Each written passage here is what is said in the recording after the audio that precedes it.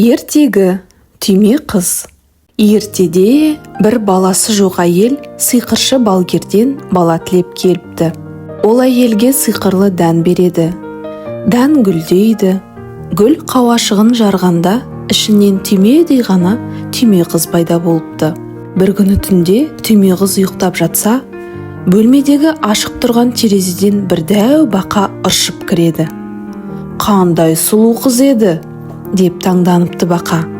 «Менің ұлыма осыдан артық қалыңдық табылмас». Бақа түйме қызды төсегімен қоса көтеріп алып, бақшаға бірақ секіріпті. «Бақ, бақ!» деп айқайлап жібереді бақаның ұлы түйме қызды көргенде.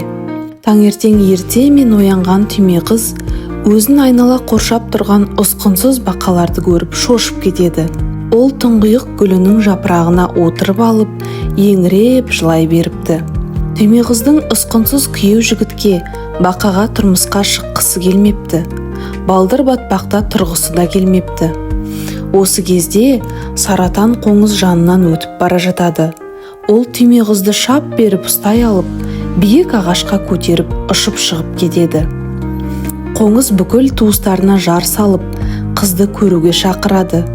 Түйме қыз оған қатты ұнайды. Дереу қызға үйленбек болады. Екі аяғы ғана бар, ұша алмаса да, жорғалай алмаса да әп-әдемі екен, деп кеңеседі қоңыздар. Қоңыз да олардың айтқанымен келіседі. Ол түйме қызды төменге алып келіп, гүлге отырғызып қояды. Осылайша түйме қыз орманда өмір сүре бастайды. Кешікпей жаз бен күз алмасады. Суық та түседі, тамақ та азаяды. Қоңыздардан дәрмен кеткен кез. Түйме қыз қыстап шығатын баспана іздемек болыпты. Ол тынымсыз еңбекқор дала тышқанының ініне келеді. Тышқанның іні жып-жылы екен. Қыс бойы өзіне жетерлік бидай дәнін де әзірлеп жинап қойыпты. Тышқан сонда түйме қызға: «Мен жалғыз өзім тұрамын. Екеуміз бірге тұрсақ, көңілді болар еді. Осында қалсаңшы», дейді. Түйме қыз оның өтінішін ризашылықпен қабыл алады. «Бүгін бізге қонақ келеді», депті бір күні таңертең тышқан түйме қызға. Ол көп оқыған, білімді әрі өте бай. Оның үлкен үйі бар. Үстінде тіпті патшаның өзінде жоқ әдемі қара ішігі бар.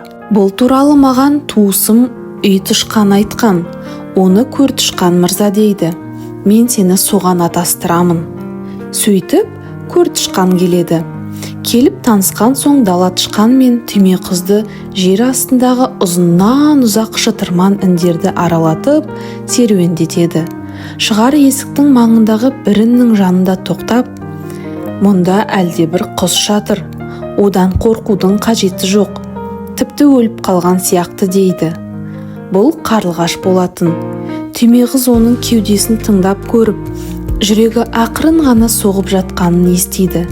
Түйме қыз қарлығашты сауыққанша қыс бойы бағып күтеді. Түйме қыз оған көр тышқанға тұрмысқа шыққысы келмейтінін айтады.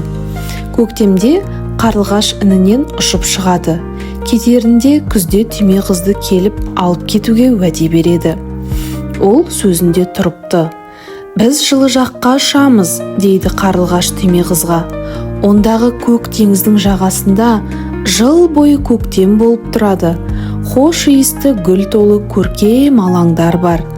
Қыз құстың қос қанатының ортасында отырады да мықты бір қауырсыннан тас қылып ұстап алады.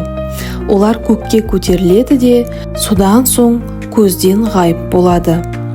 Сиқырлы ертегілер еліне жеткен қарлығаш түйме қызды жайқалған әсем гүлге отырғызады.